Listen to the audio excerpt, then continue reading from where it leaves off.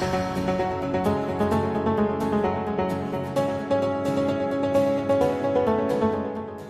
Abdurrahman tewas tertembak di res area tol Tangerang Merak kilometer 45 pada Kamis 2 Januari 2025 dini hari. Anak korban mengungkap keinginan sang ayah yang belum terwujud, yakni berangkat ke Tanah Suci. Aga Muhammad tampak menangis histeris saat menceritakan pesan terakhir sang ayah pada Jumat 3 Januari 2025.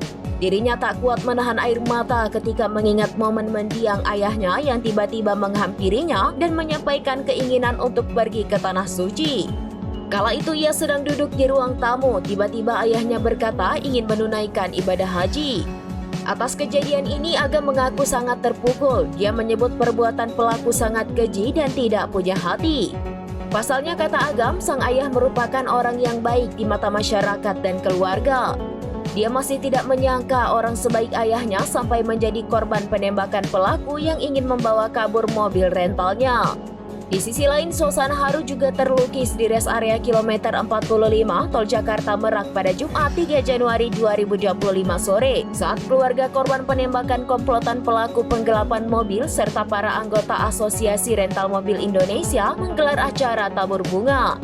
Mereka terlihat berdiri melingkar tepat di mana Ilyas Abdurrahman tertembak usai berupaya merebut kembali mobil Honda Brio yang digelapkan komplotan pelaku.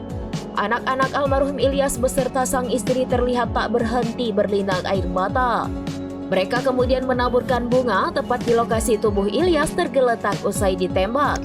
Ilyas Abdurrahman merupakan warga kelahiran Aceh itu tewas setelah ditembak oleh seorang pria ketika melacak kendaraannya yang diduga digelapkan.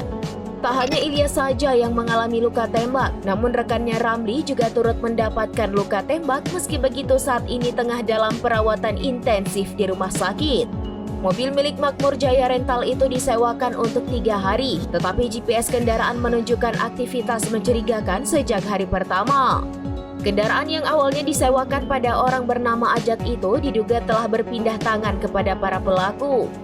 Saat melacak GPS kendaraan, Ilyas dan rekan-rekannya menemukan 2 dari 3 alat pelacak yang telah dirusak di daerah Pandeglang.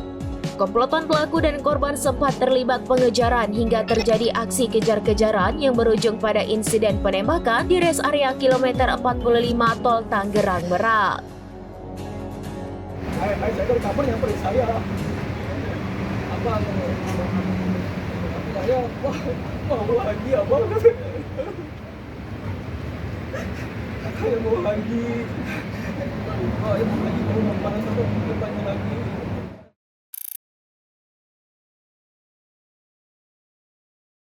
Download Tribun X sekarang, menghadirkan lokal menjadi Indonesia.